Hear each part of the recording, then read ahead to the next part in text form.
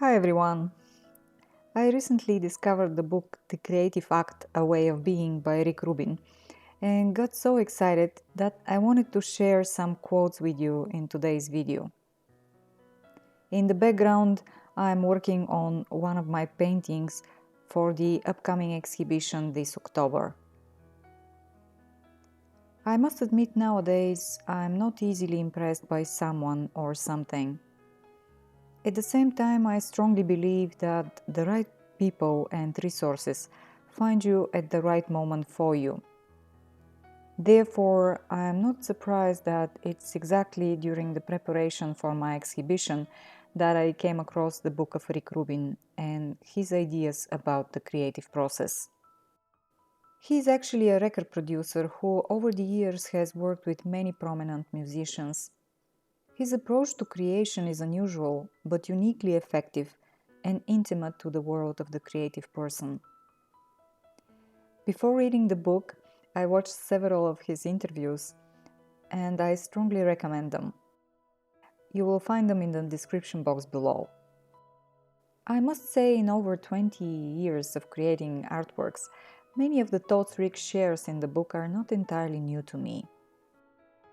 But the book is written so fluidly, almost like a diary, and with a certain gentleness that brought validation to what I've already learned along the way. I just loved it.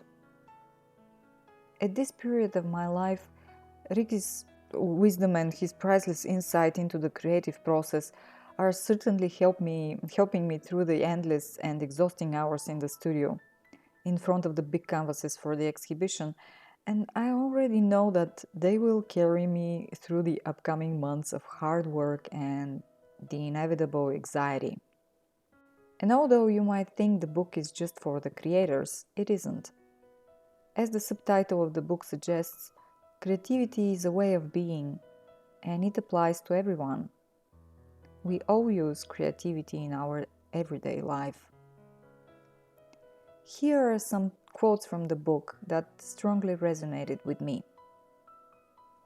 Oscar Wilde said that some things are too important to be taken seriously. Art is one of those things. It's possible to create a piece, love it, and then look at it the next day and feel completely different about it.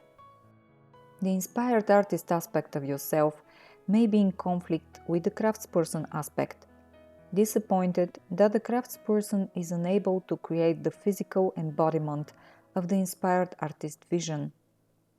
This is a common conflict for creators, since there is no direct conversion from abstract thought to the material world.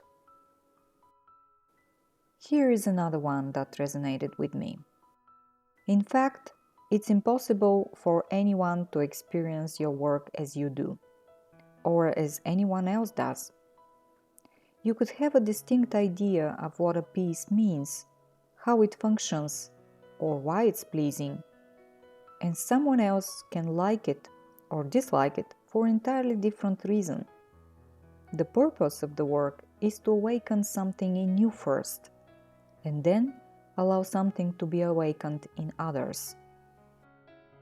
It's helpful to continually challenge your own process.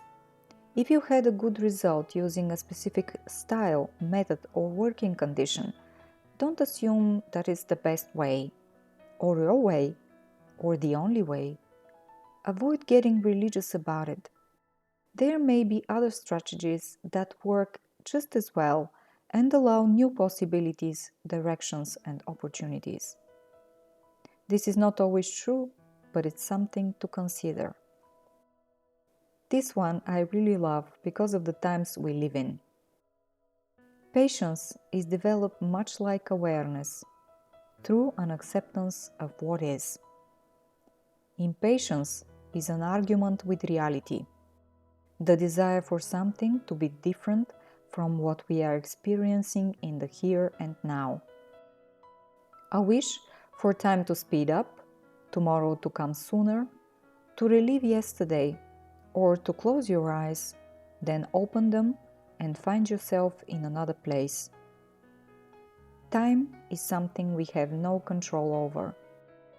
So patience begins with acceptance of natural rhythms. When it comes to the creative process, patience is accepting that the majority of the work we do is out of our control. We can't force greatness to happen. All we can do is invite it in and await it actively. Rick also says in the book, crafting contains a paradox. To create our best work, we are patient and avoid rushing the process, while at the same time we work quickly without delay. By remaining too long in this phase, many pitfalls may arise. One is disconnection. If an artist is creating a beautiful work and keeps endlessly crafting it beyond the need, sometimes they suddenly want to start all over. This can be because they have changed or the times have changed.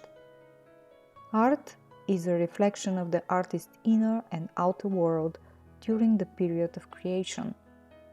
Extending the period complicates the artist's ability to capture a state of being.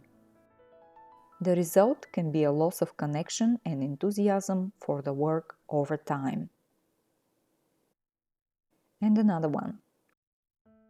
Art is choosing to do something skillfully, caring about the details, bringing all of yourself to make the finest work you can. It's beyond ego, vanity, self-glorification, and need for approval. And the last quote, the definition of success. I couldn't agree more. How shall we measure success? It isn't popularity, money, or critical esteem. Success occurs in the privacy of the soul. It comes in the moment you decide to release the work, before exposure to a single opinion. When you've done all you can to bring out the work's greatest potential. When you are pleased and ready to let go. Success has nothing to do with the variables outside yourself. To move forward is an aspect of success. This happens when we finish a work, share it, and begin a new project. Whatever comes after this quiet feeling of accomplishment is subject to market conditions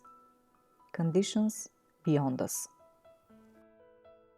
In general, what I love about the book is that, according to Rick, creatively, there is no right way of doing things, as in life. You just try and see what's working for you, and if it's not working, you just try something else.